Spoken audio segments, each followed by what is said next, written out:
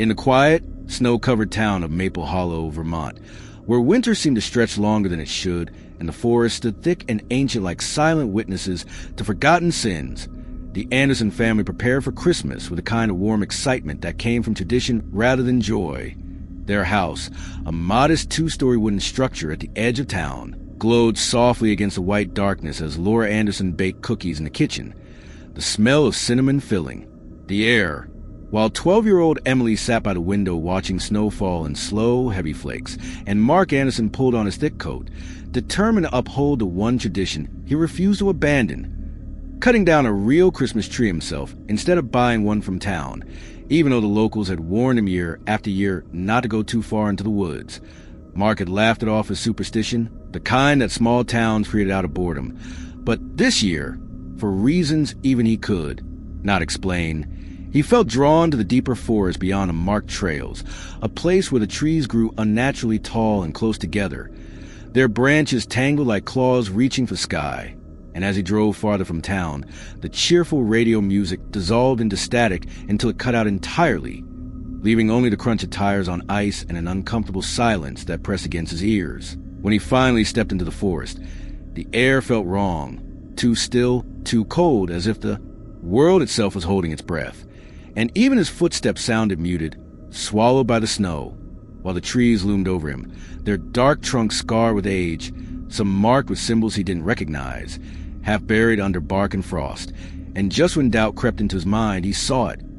A tall pine tree standing alone in a small clearing, perfectly shaped, its needles dark green bordering on black, glistening faintly as though it despite the freezing temperature, and though it was. Surrounded by other trees, none stood close to it, leaving an unnatural circle of empty ground around its base, the snow there pressed down as if something heavy had been dragged repeatedly across it. Mark felt an instinctive urge to turn back, a sharp tightening in his chest, but the thought of Emily's smile when she saw the tree push him forward, and the moment his axe struck the trunk, a deep, hollow sound echoed through the forest, not the solid crack of wood, but something closer to a muffled cry, causing a sudden gust of wind to tear through the clearing, shaking branches violently as snow cascaded down like ash, and for a brief, terrifying second, Mark could have sworn the tree shuddered beneath his hands. It took longer than expected to cut it down, the wood resisting each strike as though unwilling to fall. But when it finally collapsed, the forest went completely silent. No wind, no distant animals, nothing. And as Mark dragged the tree back to his truck, he noticed a dark, sticky substance seeping from the cut trunk, quickly freezing into something that looked disturbingly like dried blood, though he convinced himself it was just sap and refused to look too closely. By the time he returned home, night had fully settled in, and as the tree was brought inside and placed in the living room, Emily immediately complained that the room felt cold, colder than the rest of the house, even though the heater was running, and Laura noticed that the lights dimmed, briefly, flickering as if the house itself were reacting to the tree's presence. They decorated anyway, hanging lights and ornaments passed down through generations, but no matter how many strings of lights Mark added, shadows clung stubbornly between the branches, and when Emily pressed her ear against the trunk as a joke, she froze, her smile fading, claiming she could hear something faint inside, like breathing, though when her parents laughed nervously, she pulled away and said nothing. More, that night, long after everyone had gone to bed, the house creaked softly as old homes do in winter, but beneath those familiar sounds came something else, a low, almost imperceptible whisper drifting through the hallway, threading its way toward Emily's room, slipping under the door like cold air, carrying her name again and again in a voice that sounded neither male nor female, but ancient and patient. As the Christmas tree stood silently in the dark living room, its lights glowing, faintly on their own, casting long, twisted shadows across the walls that slowly began to move. By the second night, the Anderson house no longer felt like a place of warmth or safety, but like something hollowed out and quietly occupied by an unseen presence, as though the walls themselves were listening. And Laura was the first to sense it when she woke before dawn to find frost spreading in delicate, unnatural patterns across the inside of the living room windows, patterns that looked disturbingly like hands pressed flat against the glass from the other side, while the Christmas tree stood at the center of the room darker than before, its needles glistening as if damp, releasing a smell that was no longer fresh pine but something sour and old, like soil turned over graves. Emily refused to come downstairs that morning, claiming she had dreamed of the tree growing taller and taller until it pressed against her bedroom ceiling, its branches cracking through the plaster, whispering secrets she was not meant to hear. And when Mark tried to laugh it off, his voice sounded wrong, even to himself, thin and forced, because he too had heard something in the night, a soft dragging sound circling the living room again and again, accompanied by a faint tapping, as if fingers were brushing the ornaments one by one. As the day wore on, strange details emerged that none of them could fully explain. The ornaments slowly turned to face the hallway no matter how often Laura adjusted them, the lights flickering in patterns that almost resembled Morse code, and beneath the tree, where there should have been empty space waiting for gifts, small objects began to appear. First, a single rusted toy car half buried in dirt, then a cracked porcelain doll with its eyes scratched out, followed by yellowed photographs curled with age, each depicting a smiling family standing beside a Christmas tree identical to theirs, the faces blurred except for the children, whose eyes stared out with disturbing clarity. Laura recognized the style of clothing immediately, fashions from mid-20th century, and when she flipped one photograph over, her hand began to shake as she read the date written in faded ink, December 24th, 1950, and though she tried to throw the items away, she found them back beneath the tree within minutes, arranged carefully as if placed by an unseen hand, while the air grew steadily colder, so cold that their breath fogged indoors. By evening, the house began to respond violently to the tree's presence, doors slamming without warning, floorboards creaking beneath invisible weight. And at precisely 9:17 p.m., the grandfather clock in the hallway, which had not worked in years, began ticking again, its rhythm slow and heavy like a countdown, and with every tick, the shadows in the living room stretched longer, crawling up the walls until they formed shapes that resembled people standing shoulder to shoulder, their mouths open in silent screams. It was then that the neighbor, old Mr. Caldwell, arrived unannounced. His face paled the moment he stepped. Inside, his eyes locking onto the tree as though seeing an old enemy, and in a trembling voice, he told him what the town never spoke of. The forest was not just old, it was cursed, fed by tragedy after tragedy. Families who took trees from its deepest parts never surviving the winter, their disappearances written off as accidents or runaway cases, but always occurring on Christmas Eve, always leaving behind a single clue, a tree that no longer belonged to the living. Caldwell spoke of whispers, heard for weeks after, of lights seen glowing in abandoned homes, of trees that remembered the families who once gathered around them and demanded replacements when left alone too long. And before Mark could ask more, the old man fled, muttering prayers as he disappeared into the snow.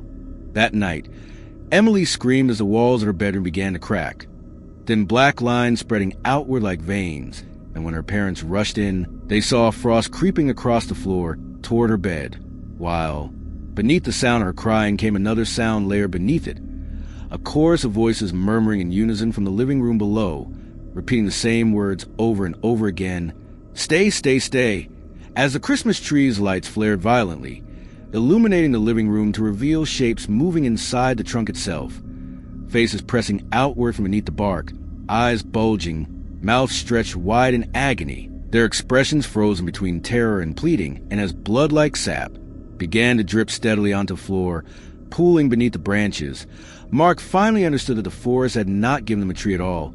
It had delivered something that remembered being alive, something that knew what a family was, and something that was growing impatient. By the third night, the Anderson house was no longer recognizable as home. It had become a prison of shadows, a space warped and reshaped by something ancient and patient that had been waiting for decades for unsuspecting souls to wander too close. The air was thick with cold, so unnatural that even the heater roared uselessly, pushing out heat that vanished as soon as it left the vents. Mark and Laura huddled in the kitchen, unable to sleep, listening to the tree in the living room. Its presence was no longer silent or subtle. There was now a rhythm to it, a pulsing, almost breathing sensation that emanated from its trunk and the darkest shadows beneath its branches. Emily refused to leave her bedroom, curling up beneath her blankets, whispering prayers she had barely learned, her eyes wide in terror, as if the room itself had grown eyes and was watching her. The lights on the tree pulsed irregularly, as if in sync with a heartbeat that no human should be able to hear, and in that rhythm, the family began to notice shapes, Faint at first, then unmistakable. Faces press against the bark, lips moving silently, eyes following them wherever they went, and each time they blinked, the faces shifted closer to the surface, stretching unnaturally, elongated, mouths opening wide in frozen screams. Around midnight, the first true horror began. A low sound, like a chorus of muted voices, started emanating from the tree, faint at first, then growing louder, layering over one another in a dissonant harmony that made the skin crawl. "Stay, stay, stay," the whispers repeated endlessly, each syllable soaked with a hunger that Mark could feel pressing against his chest. The furniture around the tree groaned, shifting subtly, and the floor beneath them seemed to sag toward the trunk, as though gravity itself was being rewritten to favor the tree. Laura tried to pick up Emily, to rush her to safety, but when she touched the blanket, it felt as if the fabric itself resisted her, moving in tiny, writhing movements that made her recoil in terror. From the living room came the unmistakable sound of cracking, not like old board settling, but like 1,000 fingernails scraping from inside the trunk, slow and deliberate, echoing in the cold air. Then the doors slammed shut with a deafening force. The windows frosted over instantly, hiding the night outside. Panic overtook reason.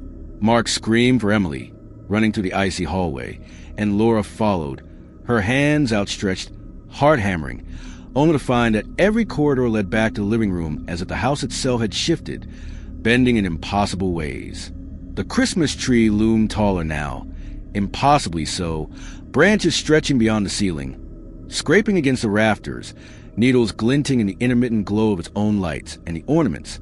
They were no longer ornaments, but small cages, each containing the faces of previous families who had vanished, their expressions frozen in eternal terror. The eyes of the faces seemed to follow Mark and Laura, moving ever so slightly, pleading, mocking, warning them simultaneously. And when he looked closer, he realized the eyes were wet with tears of blood that never fell, stuck in their endless pleading.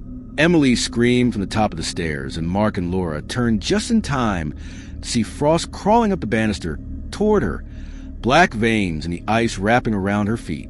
When they ran to grab her, a force stronger than their combined strength flung them back, sending them sprawling against the walls.